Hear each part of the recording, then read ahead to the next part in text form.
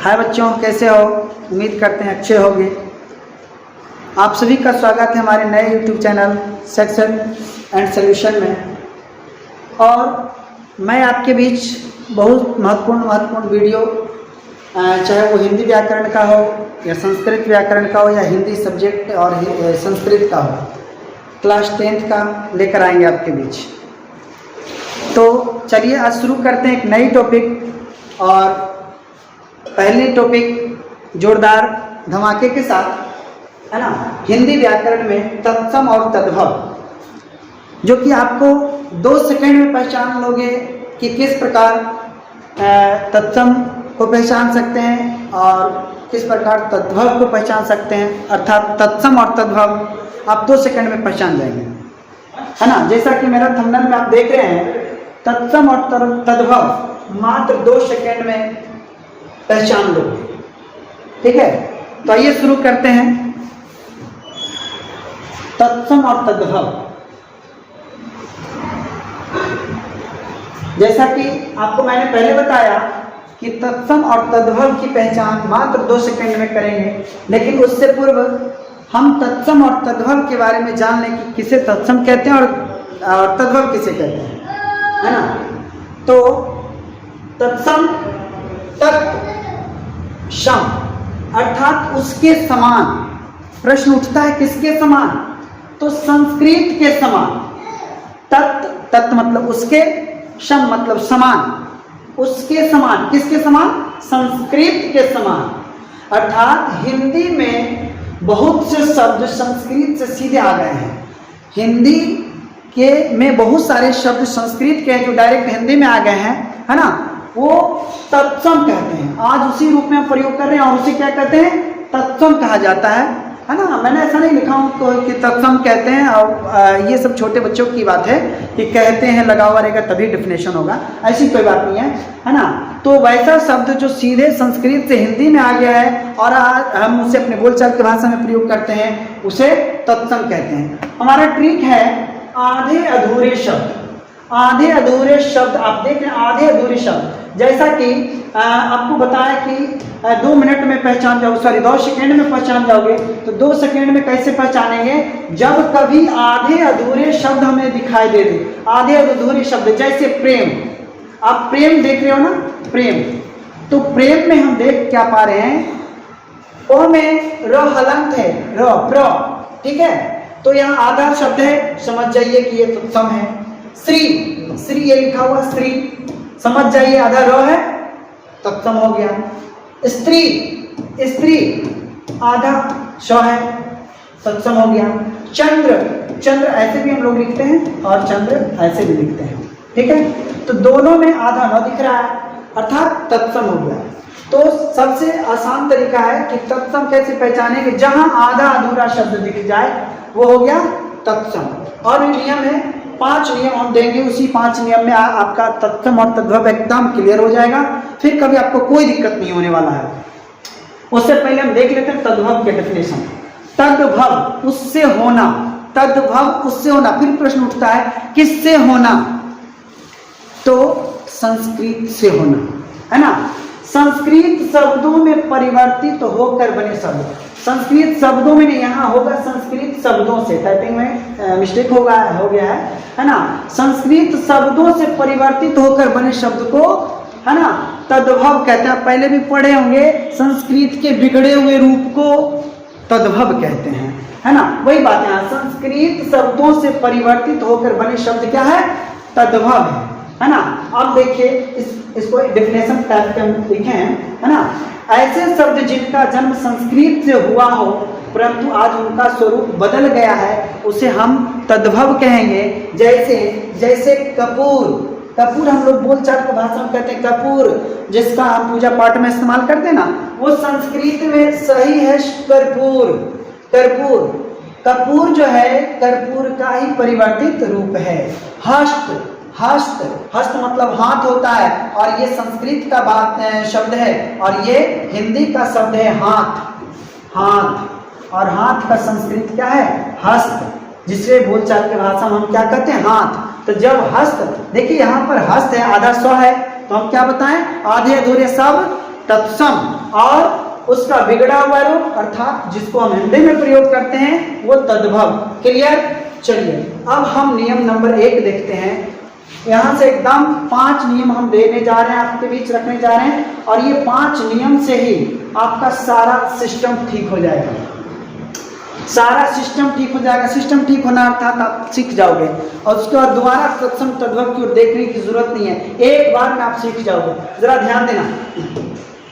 तो तत्सम एवं तद्भव पहचानने के नियम, और पहला नियम कहता है, मेरा पहला नियम कहता है, क्या कहता है जरा देखिए, अक्षर का प्रयोग तत्सम में होगा और ख और श का प्रयोग तद्भव में होगा। ये मेरा ट्रिक है कि अक्षर का प्रयोग तत्सम में होगा और ख और छ का प्रयोग तद्भव में होगा। जरा देखिए, तत्सम वाले ये शब्द हैं और ये तद्भव वाला शब्द है क्षीर। क्षीर मतलब होता है खीर। तो देखिए यहाँ क्षीर में अक्षर का प्रयोग हुआ है और इसका जो हिंदी होता है ना, संस्कृत का क्षीर है और हिंदी का खीर है, दोनों एक ही शब्द है। तो यहाँ अक्षर की जगह पर हो गया ख, अर्थात ये हो गया तत्सम और ये हो गया तद्भव। अक्षर, अक्षर यहाँ देखिए, अक्षर में अक्षर है और यहाँ छ है, अर्थात ये तत्सम और ये तद्भव। परीक्षा देखिए, अक्षर और यहाँ श है ना, तो ये हो गया तत्सम और ये हो गया तद्भव। ठीक है। साक्षी, साक्षी ये हो गया क्या, तत्सम, और ये क्या हो गया साक्षी। साक्षी, साक्षी कहते हैं ना, क्या सबूत है, क्या साक्ष्य है ना, हाँ, और ये साक्षी, साक्षी मतलब सबूत, गवाह है ना। अक्षी, अक्षी मतलब होता आंख, ये हो गया आंख, और ये अक्षी मतलब होता आंख। यहाँ अक्षर है और यहाँ ख है, तो ये हो गया तत्सम और ये हो गया तद्भव। क्षेत्र, क्षेत्र का खेत। दक्षिण, दाहिना। मक्षिका, मक्खी। मक्षण, मक्षण, मक्षण अर्थात मक्खन। इस तरह के और भी शब्द हैं, इसे भी देख लेते हैं थोड़ा सा और है ना। क्या है, अक्षोभ, अक्षोभ, अक्षोट, अखरोट, इस तरह से है। और दूसरा नियम देखते हैं हम। दूसरा नियम क्या कहता है हमारा, दूसरा नियम कहता है कि तत्सम में व लगा हुआ रहेगा और तद्भव में ब लगा हुआ रहेगा। बहुत ही आसान है, ये हुआ व और ये हुआ ब। तत्सम में व और तद्भव में ब। ठीक है, चलिए अब देखते हैं, देखिए ये तत्सम के शब्द हैं और ये तद्भव के शब्द हैं। वणिक, वणिक मतलब होता है बढ़िया। देखिए यहाँ पर व और यहाँ पर व, यहाँ पर व और यहाँ पर ब, तो वणिक मतलब क्या होता है, बढ़िया। और वणिक संस्कृत का शब्द है और बढ़िया हम लोग बोल सकते भाषा में हिंदी के शब्द है। इससे भी समझ सकते हैं। और ये जो मेरा रूल है, नियम है, नियम नंबर 2, व तत्सम ब तद्भव। ठीक है। वर्षा, वर्षा, बरसात। वक, बगुला। वर यात्रा, बारात। विवाह, ब्याह। वानर, बंदर। विद्युत, बिजली। ऊर्ध्वतन, ऊर्ध्वतन, उबटन। जब शादी विवाह होता है तो उबटन लगाया जाता है ना, 2 दिन 3 दिन या 5 दिन पहले से उबटन लगाया जाता है, उसी को संस्कृत में ऊर्ध्वतन कहते हैं और ये उबटन है। और यहाँ भी देखिए आधा वो है और यहाँ पूरा वो है, मतलब वो है और वो है। आधा अधूरा शब्द के बारे में हम बात पहले बता चुके हैं। देखिए आधा वो और आधा रो है ना, तत्सम और ये तद्भव। वत्स, देखिए आधा सो है आधा तो है, वत्स तत्सम। बच्चा, अब देखिए यहाँ पर आ गया आधा चौ, मत समझ लीजिएगा कि ये भी है तत्सम, कारण कि यहाँ पर है व और यहाँ पर है व। दूसरा नियम पहले नियम का काट करके सही बता रहा है। वत्स, बच्चा, बात समझ में आया। बधू, बहू। वर, वर, है ना। और भी कुछ शब्द हैं, देख लेते हैं उसे भी, है ना। चलिए नेक्स्ट है विभीतिक। विभीतिक, विभीतिक का होता है बहेड़ा। द्वेदी, दुबे। वर्कर, बकड़ा। तो दूसरा नियम क्या था, व रहे तो तत्सम, ब रहे तो तद्भव, तद्भव है ना, तद्भव, तद्भव। ये क्लियर। चलिए नेक्स्ट है तीसरा नियम है, थोड़ा सा ऊपर कर लेते हैं ताकि एक साथ सारा आ जाए। चलिए आगे आगे आगे, चलिए आगे, ठीक है।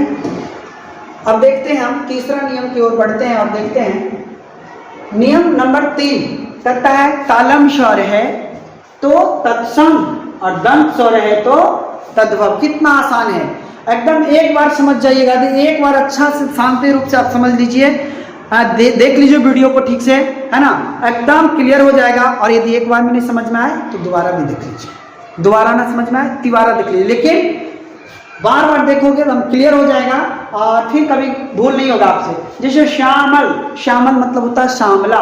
देखिए यहाँ पर क्या हुआ, तालम श और यहाँ श्यामला दंत स, है ना। आधा स्वर से भी पहचान सकते हो, आधा अधूरा शब्द। और ये रूल भी, तीसरा रूल भी कहता है शकु, शकु, शकु मतलब शुआ, है ना। और यहाँ शकु मतलब शुआ होता है तालम श, यहाँ दंत स। शुंड, शुंड का सूंड। ससुर, ससुर। दर्शन, दर्शन तालम श दर्शन। आदर्श, आरसी। श्वेत, सफेद। आशीष, आशीष। प्राश्विन, पसीना। चलिए देखिए एक और अच्छी बात आ गई आपके सामने, शायद आप लोग नहीं जानते होंगे। प्राश्विन हम लोग पसीना कहते हैं ना, अभी देखिए गर्मी से पसीना चल रहा है ना। तो प्राश्विन मतलब होता है पसीना, ठीक है। श्रावण, सावन, सावन का महीना आ गया है ना।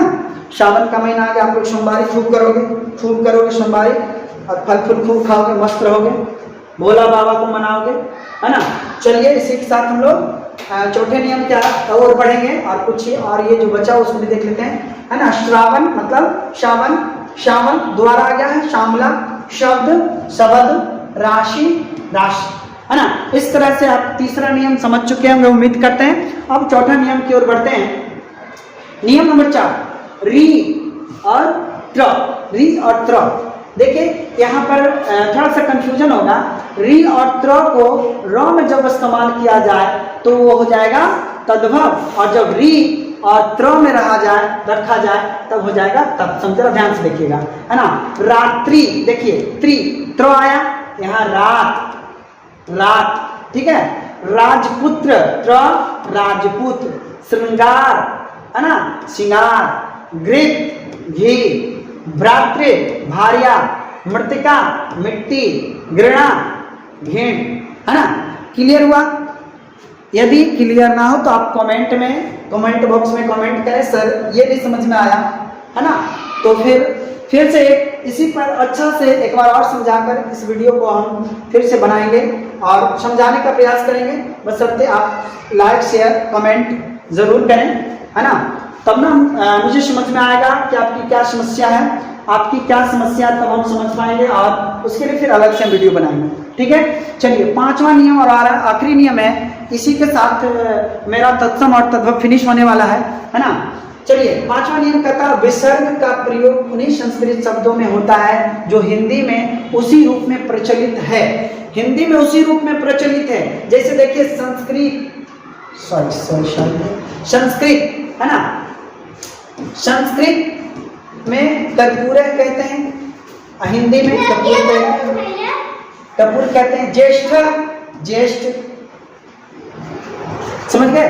तो इस तरह के 5वां नियम, मतलब आप समझ लीजिए 5वां नियम शॉर्टकट में हम समझा दें तो जिसके अंत में विसर्ग लगा हुआ है तत्सम, और उसका जब प्रयोग हम नॉर्मल ढंग से कर लें, है ना, बोलचाल की भाषा में कर लें तो हो गया तत्सम, तद्भव, ठीक है।